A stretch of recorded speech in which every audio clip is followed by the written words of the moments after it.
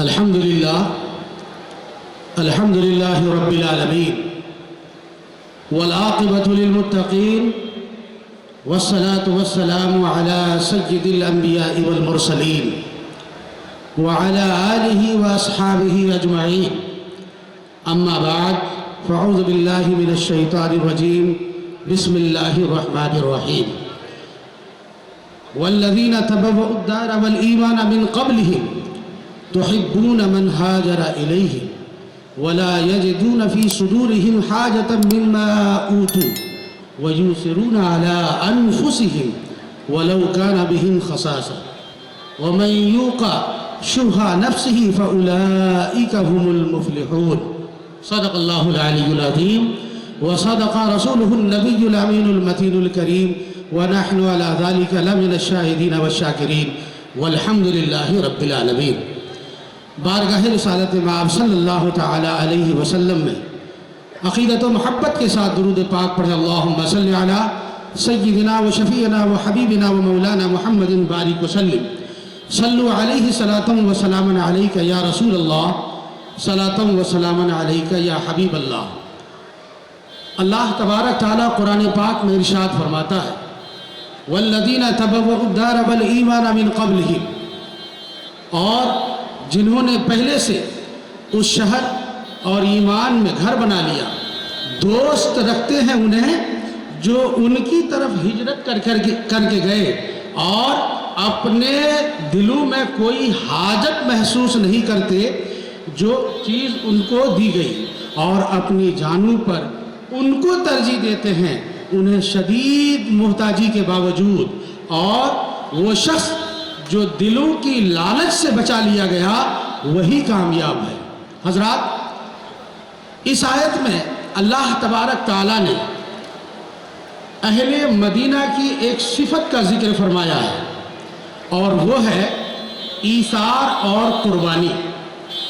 آج اس مختصر سی گفتگو میں ہم آپ کے سامنے ایثار اور قربانی کے تعلق سے سیرت رسول اکرم صلی اللہ علیہ وسلم اور خلفائے راشدین اہل بیت اطہار صحابہ کرام میں جو واقعات اور بے مثال ایثار و قربانیاں ہیں اس کا ایک مختصر سا خاکہ پیش کریں گے. امید ہے کہ آپ ہماری گفتگو کو بغور سماعت فرمائیں گے. سب سے پہلے میں اس بات کی وضاحت کرنا چاہوں گا کہ ایثار کسے کہتے ہیں، ایثار کا معنی کیا ہے. حضرات، تین لفظ ہیں، ایک سخا اور ایک ہے جود اور ایک ہے ایثار.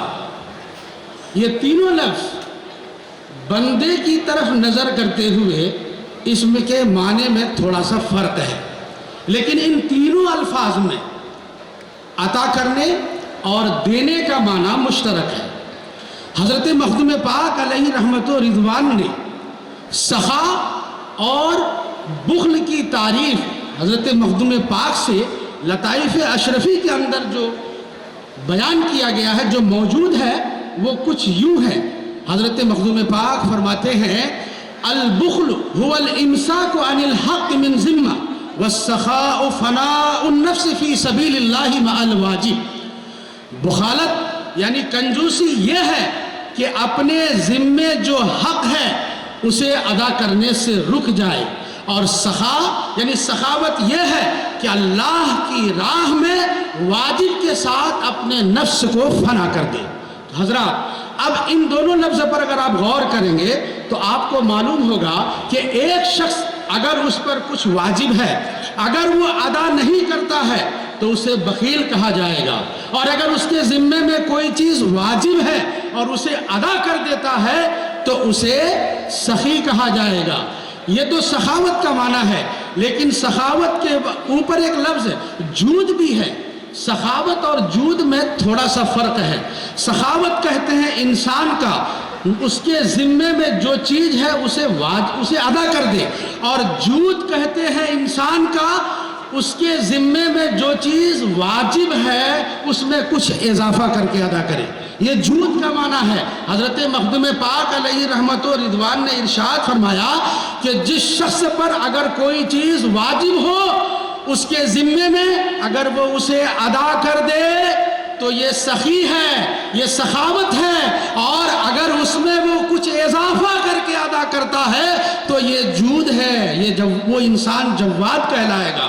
حضرات دو لفظ ہیں، سخی اور جواد، لیکن اللہ تبارک تعالیٰ کو ان دونوں الفاظ میں سے علماء فرماتے ہیں سخی نہیں کہا جائے گا، اللہ تبارک تعالیٰ کو جواد کے ساتھ پکارا جائے گا۔ اللہ تبارک تعالیٰ کے اسماء گرامی میں ایک یہ ہے۔ اب یہاں پر ایک لفظ ایثار بھی آتا ہے، تو یہ ایثار مخدوم پاک فرماتے ہیں کہ 3 درجات ہیں۔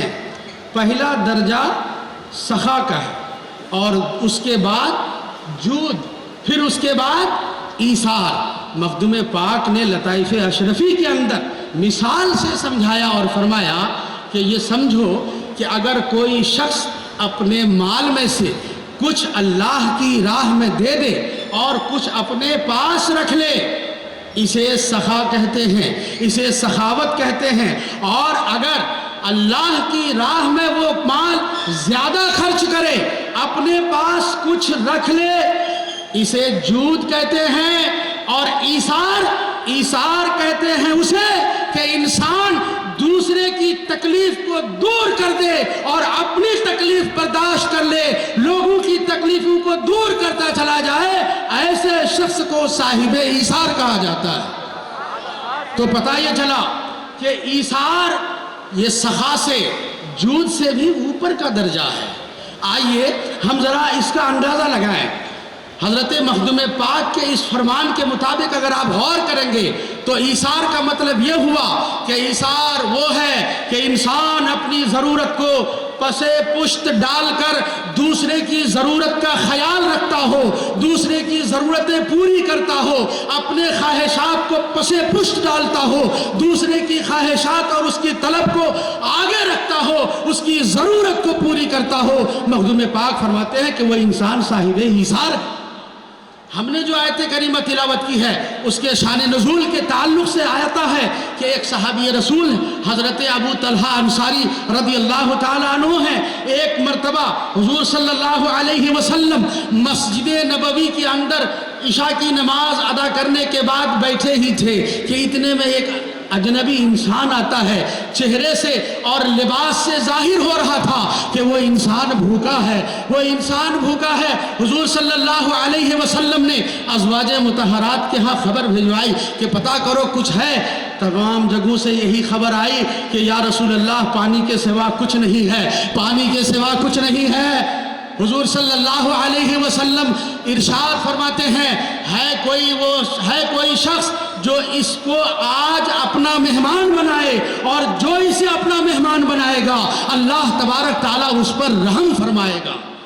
حضرت ابو طلحہ انصاری کھڑے ہو گئے اور کہا یا رسول اللہ آج میں اسے اپنا مہمان بنانا چاہتا ہوں۔ حضور صلی اللہ علیہ وسلم نے فرمایا کہ آپ انہیں اپنے ساتھ لے جائیے۔ وہ انصاری لے کے گئے اپنے گھر جانے کے بعد اپنی اہلیہ سے کہا کہ کھانے کے لیے کچھ ہے؟ تو ان کی اہلیہ نے کہا اے میرے سرتاج صرف ایک آدمی کا کھانا ہے اور ابھی بچے بھی نہیں کھائے ہیں۔ حضرت ابو طلحہ ایک دم کے لیے ان کا دماغ تھوڑا سا یہ ہوا، لیکن فوراً ان کے دماغ میں ایک آئیڈیا آیا اور کہا ایسا کرو بچے کو بہلا پھسلا کر سلا دو، بچے کو سلا دو۔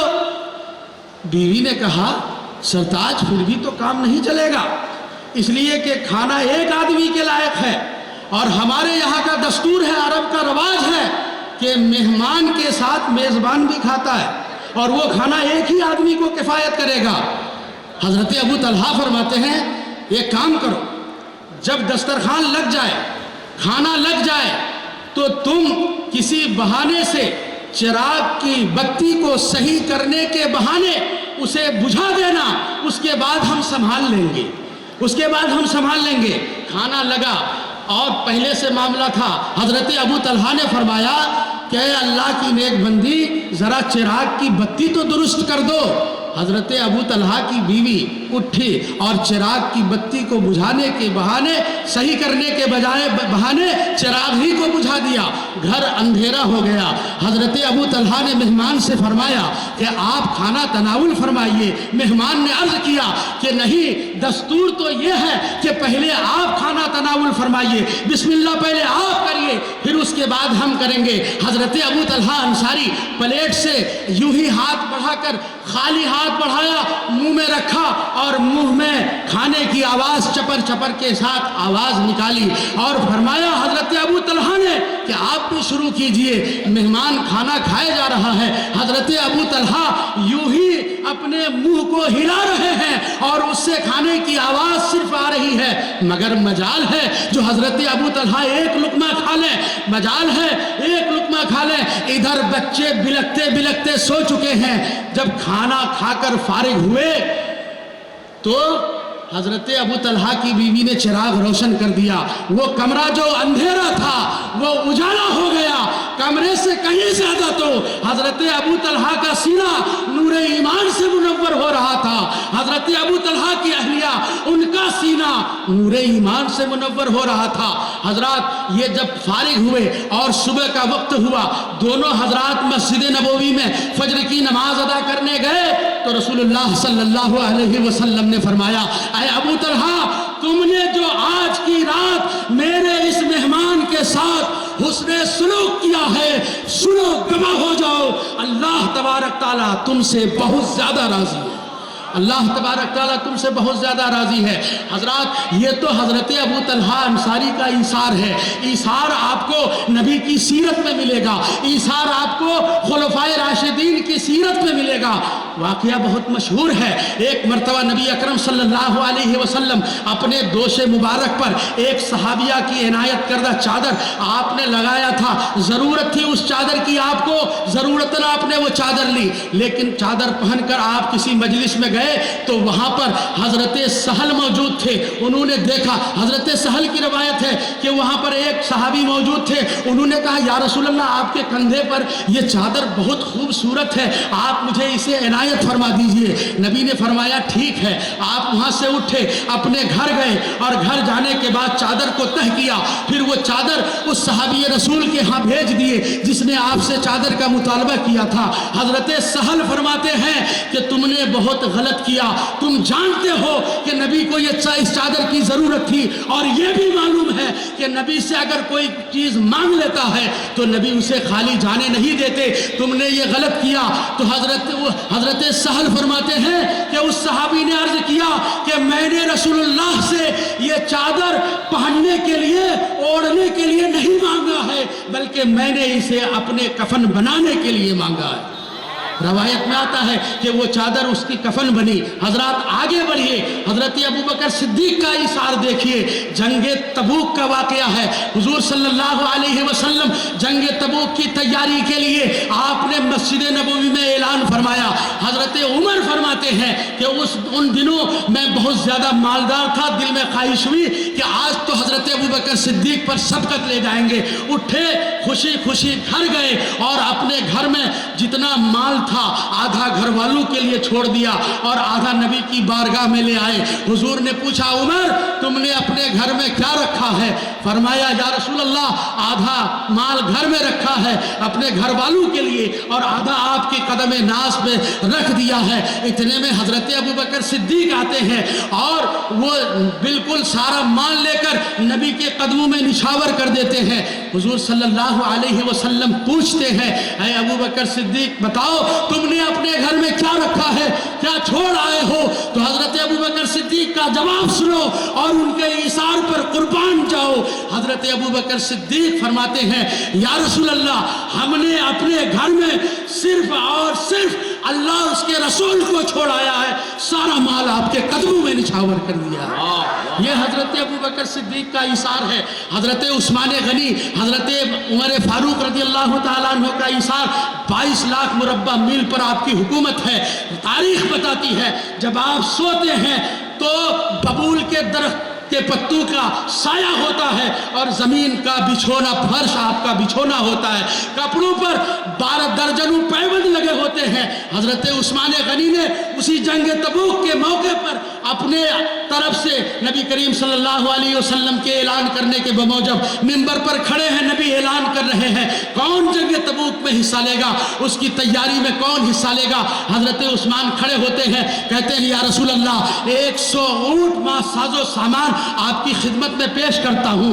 حضور صلی اللہ علیہ وسلم خطبہ جاری رکھتے ہیں، حضرت عثمان دوسری مرتبہ کھڑے ہوتے ہیں، کہا یا رسول اللہ 200 اونٹ۔ حضور صلی اللہ علیہ وسلم پھر خطبہ جاری رکھتے ہیں، حضرت عثمان کھڑے ہوتے کہتے ہیں یا رسول اللہ میں نے 300 اونٹ مع ساز و سامان کے آپ کی خدمت میں پیش کر دیا۔ حضور صلی اللہ علیہ وسلم منبر شریف سے نیچے اترتے ہیں اور فرماتے ہیں لوگوں سنو، عثمان غنی کو آخرت میں جنت پانے کے لیے اس سے زیادہ اور کس عمل کی ضرورت ہے؟ حضرت عثمان غنی کی یہ سخاوت اتنی ہے کہ اسے آخرت میں کامیاب کرنے کے لیے کافی ہے۔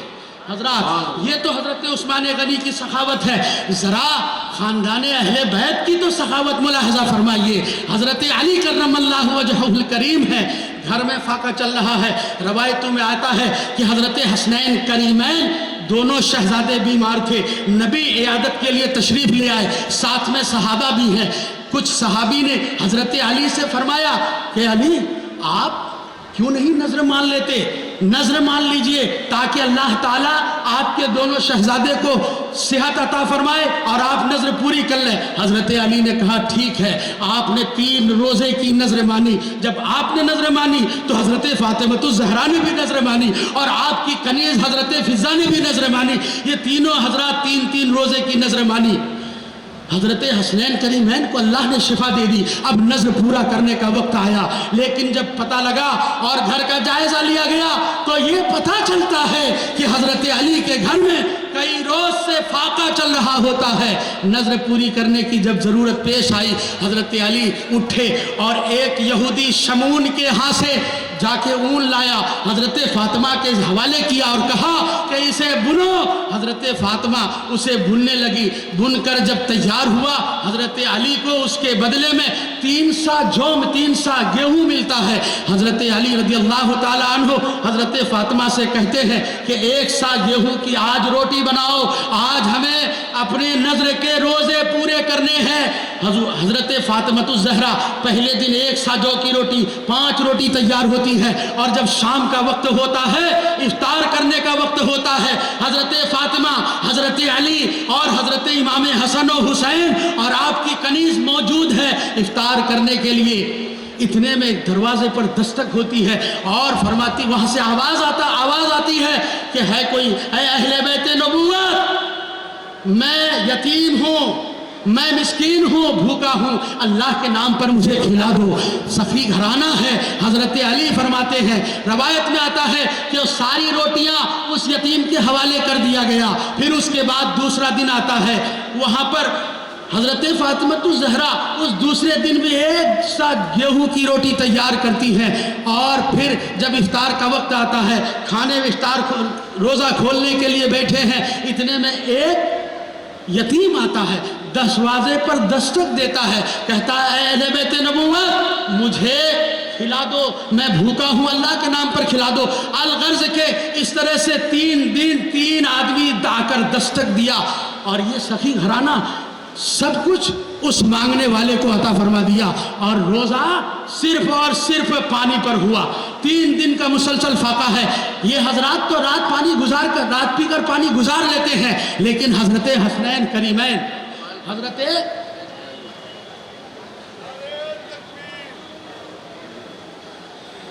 درود پاک پڑھی اللہم صلی علی سیدنا مولانا محمد بارک وسلم صلو علیہ صلاۃ و سلام علیکہ یا رسول اللہ۔ بڑی تیزی کے ساتھ آپ سماعت فرمائیں۔ حضرت حسنین کریمین بھوک سے نڈال ہو جاتے ہیں۔ سارا ماجرا حضرت علی نبی کی بارگاہ میں پہنچ کر اب بیان کر دیتے ہیں۔ اتنے میں حضرت جبریل امین بلبل سدرا نبی کی بارگاہ میں اللہ کی طرف سے وحی لے کر آتے ہیں، اور اللہ تبارک تعالیٰ ارشاد فرماتا ہے والذین یطعمون الطعام علی حبہ یتیما مسکینا و یتیما و اسیرا، کہ اہل بیت تو وہ ہیں اہل بیت تو وہ ہیں جو کھانے کی شدید ضرورت کے باوجود مسکینوں کو، یتیموں کو اور اسیروں کو کھلا دیتے ہیں، اسیروں کو کھلا دیتے ہیں، اور پھر کہتے ہیں کہ ہم تمہیں کھانا صرف اس لیے کھلاتے ہیں تاکہ اللہ راضی ہو جائے، ہمیں تمہارے شکریہ کی اور کسی اور چیز کی ضرورت نہیں ہے۔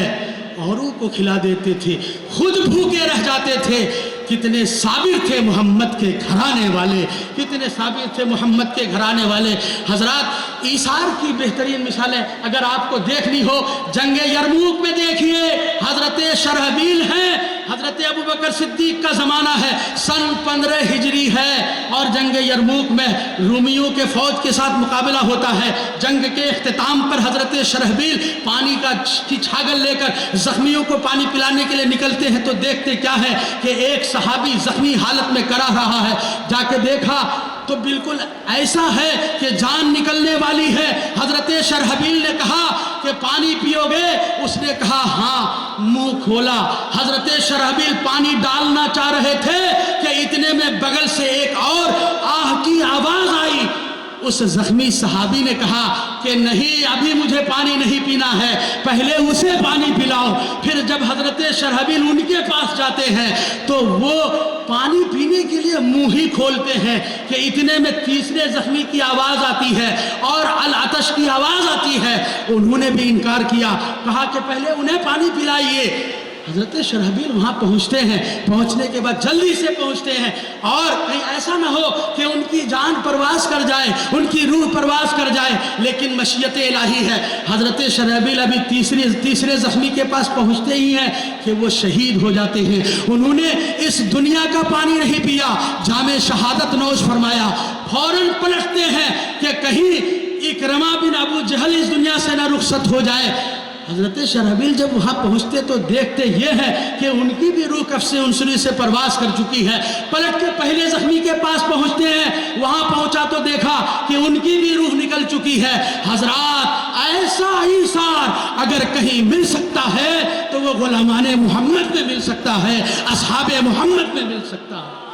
حضرات، یہ ایثار ہے۔ ایثار کی مختلف شکلیں ہیں۔ آپ کو آخری بات میں عرض کرنا چاہتا ہوں، ایثار صرف یہ نہیں کہ کھلا دیا، پلا دیا، کپڑے پہنا دیا، صرف اسی کا ایثار نہیں، نام نہیں ہے، بلکہ ایثار کا اگر آپ اندازہ لگائیں تو زندگی کے ہر شعبے میں ایثار کا تعلق نظر آتا ہے۔ ہم اور آپ روڈ کراس کرتے ہیں نا، ہم اور آپ گاڑی لے کے روڈ کراس کرتے ہیں۔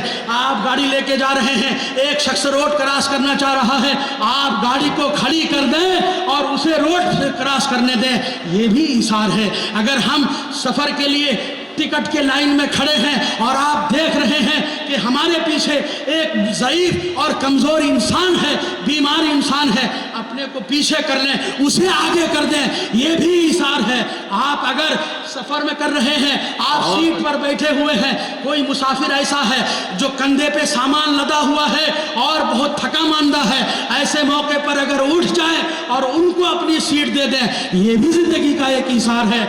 پیارے محترم بزرگ اور دوستو، آپ اندازہ لگائیے، ہم اور آپ دسترخوان میں ایک ساتھ بیٹھتے ہیں، ایک ساتھ دسترخوان میں بیٹھتے ہیں، ایسے موقع پر بوٹیاں چھوڑ دینا اور کھانے کا اچھا حصہ اپنے ساتھی کے حوالے کر دینا، یہ بھی ایثار ہے، یہ بھی ایثار ہے، یہ بھی ایثار ہے۔ پیارے محترم بزرگ اور دوستو، ایثار تو اہل بیت نبوت کا خاصہ ہے، ان کی صفت ہے، ان کی شان ہے۔ مخدوم پاک سے لے کر شیخ اعظم تک اور حضور قائد ملت تک آپ دیکھیں گے ایثار ہی ایثار نظر آئے گا، ایثار ہی ایثار نظر آئے گا۔ 500 افراد کے بارے میں لطائف اشرفی کے اندر موجود ہے۔ 500 افراد ایسے تھے جو روزانہ حضرت مخدوم پاک کی دسترخوان پر صبح و شام کھانا کھایا کرتے تھے اور بشری حاجتوں سے بالکل آزاد تھے، جس کی بنیاد پر اپنے سارے اشغال کو صحیح طریقے پر انجام دیتے تھے۔ یہ ایثار نہیں تو کیا ہے؟ حضرت نور العین علیہ رحمت و رضوان کی تعلیم کے لیے، صرف ایک کتاب کی تعلیم کے لیے ایک نہیں، کئی اشرفیہ، کئی ہزار اشرفیہ، اور آج کے ریٹ میں اگر موجودہ زمانے میں اس کا ریٹ، اس کی قیمت کا اندازہ کرنے جائیں تو اربوں روپیہ ہوتا ہے۔ حضرت مخدوم پاک نے صرف ایک کتاب کی تعلیم کے لیے اربوں روپیہ حضرت جمال الدین بدخشانی کو عطا کر دیا۔ یہ ایثار کی بہترین مثال نہیں تو کیا؟ حضرات آگے بڑھیے، حضور سرکار کلام علیہ رحمت و رضوان موجود ہیں، کچھ لوگ اس بات کے گواہ ہیں۔ میں نے مولانا غلام غوث صاحب استاذ مدد اللہ العالی سے اس کے بارے میں پوچھا، انہوں نے بتایا کہ جامعہ اشرف میں حضور سرکار کلام نے اپنے ذمے شیخ الحدیث کی تنخواہ لیا تھا۔ شیخ الحدیث کی تنخواہ ادا کرنا حضور سرکار کلام نے اپنے ذمے لیا تھا، اور آپ نے ہر سال ایک زمین کا ایک ٹکڑا، وہ زمین جو بیش قیمتی تھی، بہت قیمتی زمین تھی، بہت ضرورت تھی اسے سرکار کلام کی، سرکار کلام کو اس کی بہت ضرورت تھی، لیکن شیخ الحدیث کی تنخواہ آپ نے اپنے ذمے میں لیا تھا۔ بتاتے ہیں کہ ہر سال ایک ٹکڑا بیچتے تھے اور اس سے شیخ الحدیث کی تنخواہ اور ان کی ضرورت کو پوری کر دیا کرتے تھے۔ اپنی ضرورت کو پیچھے رکھنا اور دوسرے کی ضرورت کو آگے کرنا، ان کی ضرورت کو پورا کرنا، ان کی ضرورت کو مکمل کرنا، یہ حضور سرکار کلام کا ایثار ہی تو ہے۔ حضور سرکار کلام کا ایثار ہی تو ہے۔ آپ آئیے، آج جو جلسہ دستار بندی ہے، جس اسٹیج پر ہم اور آپ موجود ہیں، ابھی آپ دیکھیں گے سروں پر تاج لگائے ہوئے، اور پھر حضور قائد ملت ان تمام فارغین کے سر پر دستار بندی کریں گے۔